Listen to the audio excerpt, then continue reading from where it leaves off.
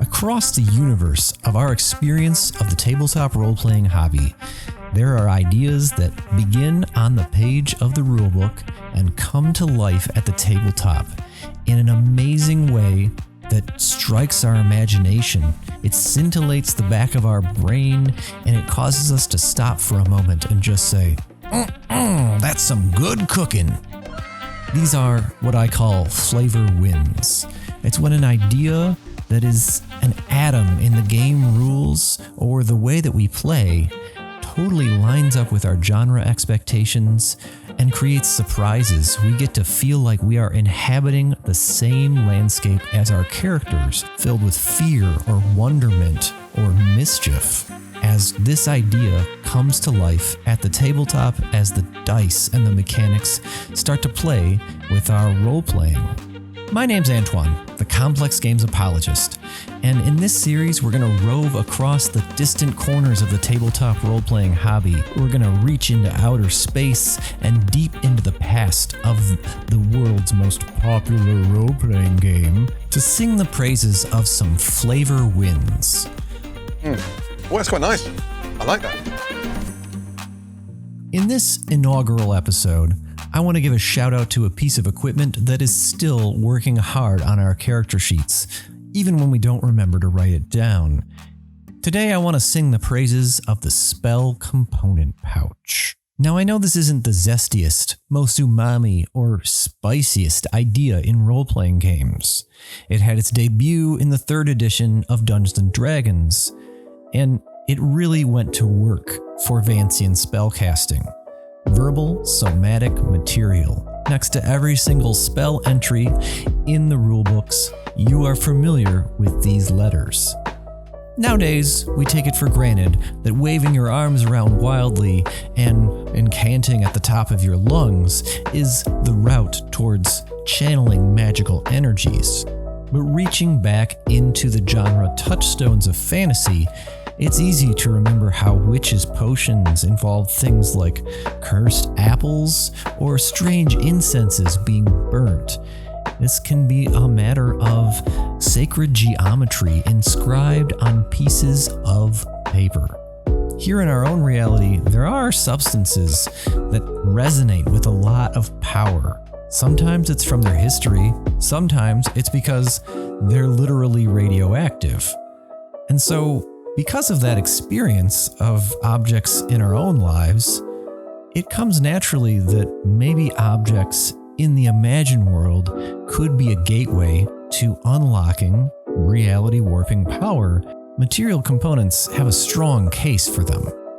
So, material components themselves are flavorful, they give valuable touchstones to IRL, and they bring some roots and grounding to our high fantasy. But it's the material component pouch that this video is about. Where's the flavor win? It turns out, once you begin playing with material components for spells, some issues come up. This begins with the challenges that arrive at the tabletop with the Vancian magic system itself. You have the challenge of deciding when to hold your spells and when to fold your spells. You don't know how many dangers are going to arise in a particular adventuring day. Some classes have the added challenge of selecting which spells they're going to memorize and be stuck with for the day. And now, reach back into the past of Dungeons & Dragons and imagine the Game Master pestering you with questions about when is the last time that you went to the alchemist shop, ventured into the woods to collect this exotic berry. I didn't see that happen on camera. And in this way, material spell components have gotten a little bit of a rough reputation as an additional gatekeeper to an already challenging mechanic to use. Gathering different material components can actually suck up session time. At its very best, this might be a fun ambiance building side quest. At its worst, it could be a spotlight stealing detour that bores the rest of the players at the table. So tracking each individual spell component is a lot of red tape. It's asking a lot for player characters whose players often forget to write down the spells they memorize, or even track encumbrance, or which piece of loot is carried by which player. In a world where many players have sort of a casual attitude towards these red tape bookkeeping detours, material components need some kind of solution to this issue. In 2nd edition, the solution was to make material components optional altogether. And I can imagine that certain opinions might have developed about game masters that continued to insist on material components. I can imagine people might say, this guy's piling a ton of salt and pepper, and how do I take it off? How can we preserve all those spicy flavors of knowing that your spellcaster needs a little sand from a beach in order to cast sleep, sprig of wintergreen leaf, or literal berries to cast good berry? These are the sorts of things that make you feel like you're living in a fantasy world. Enter the material component pouch. This is where the flavor win begins. To make a little analogy, the pouch is to material components as vanilla extract is to vanilla beans. It's convenience to the rescue, whipped cream and cookies and cakes. They keep all the flavor opportunities of that aroma from a faraway island in the Indian Ocean, and it's a win for 3 reasons. 1, it's affirmative to the assumed competence of the characters. 2, because it preserves a fictional element, a flavor, if you will, through an elegant abstraction. 3rd, it's a monumental and stealthy innovation snuck into the core D&D game mechanics. What do I mean by all that? Well, let's bite into things and read what the pouch does right here on the page. This small, watertight leather belt pouch has many compartments. A spellcaster with a spell component pouch is assumed to have all the material components and focuses needed for spellcasting, except for those components that have a specific cost, divine focuses, and focuses that wouldn't fit in a pouch. We learn a little bit more about how this idea is functioning when we get into the spellcasting chapter. Material components are one or more physical substances that are annihilated by the spell energies in the casting process. Unless a cost is given for a material component, the cost is negligible. Don't bother to keep track of material components with negligible cost. Assume you have all you need as long as you have your spell component pouch. And with that very simple idea, we got rid of the pop quiz that can happen every time a spell is pulled out of its Vancian memory hole. Players are no longer under a burden to recall necessarily what the spell component for each of their different spells is, but they have this collection of strange objects, from owl feathers to vials of sand, possibly the excrement of bats. So, it's not on you, the player, to be challenged running around sourcing these ingredients. It's your class and your level, your XP being affirmatively represented. You're playing the game as a level 1, 2, 3, 4, 5th level druid. The mechanics are affirmative that your character is competent at doing it. If they struggle to get a hold of the components, they wouldn't be a very competent druid, would they? So all these individual discrete items, from bat guano to owl feathers to butterfly wings, are abstracted into one item that we assume to be full. Isn't that a little bit of hand-wavium, though? Isn't this just the same thing as the AD&D 2nd edition, making it optional, dressed up in a different suit? We still have all these items carried on our person. They can still be sniffed out by the royal security dogs. You can be asked to surrender your spell component pouch when you're entering into the master's chambers. Or it could be that certain spell components are considered illegal within certain areas.